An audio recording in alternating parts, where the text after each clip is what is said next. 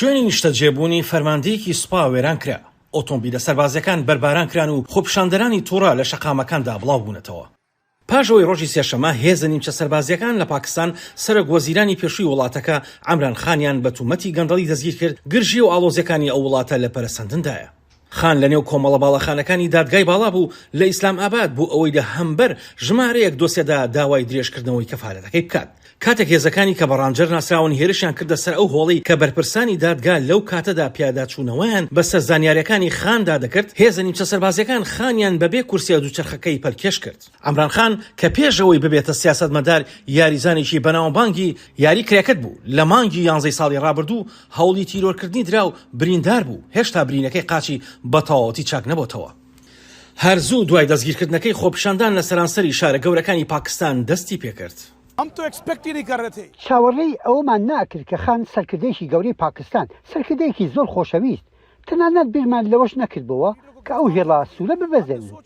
من پێم وایە دەبێت لە هەموو شەقامەکاندا خەڵک بێنە دەرەوە، هەموو کوچە و کۆڵانێک، هەموو شار و شارۆچکەیەک بگرێتەوە.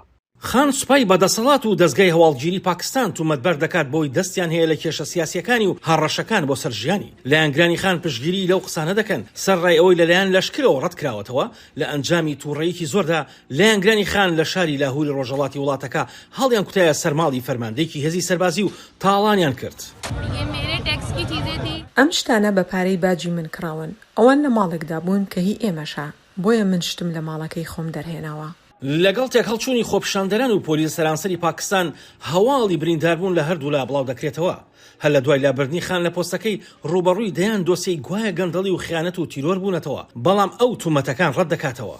سەرۆکوەزیرانی پێشووی پاکستان لە دۆسیەکی گەندەڵیدا کە بە فەرمانی دیوانی لە پرسینەوەی نیشتیمانی کە دەستگایەکی سربەخۆی دژە گەندەڵیە دەستگیر کراوە.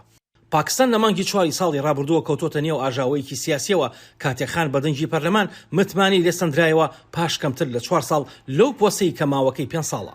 دەستگیرکردنی ئەو سەرکردە سیاسەت جەماوەریە ترسی زیاتر دروست کردووە کە ئەو وڵاتە خاوەن چەکە ئەتۆمیەی کە نزیکەی 230 ملیۆن دانیشتوانی هەیە بەرەو هەڵدێری ئاژاوەجی ڕیمل بنێت. ئاسۆ جەبار بۆ راپۆرتی سارا زەمان، دەنگی ئەمریکا، ئیسلام ئاباد.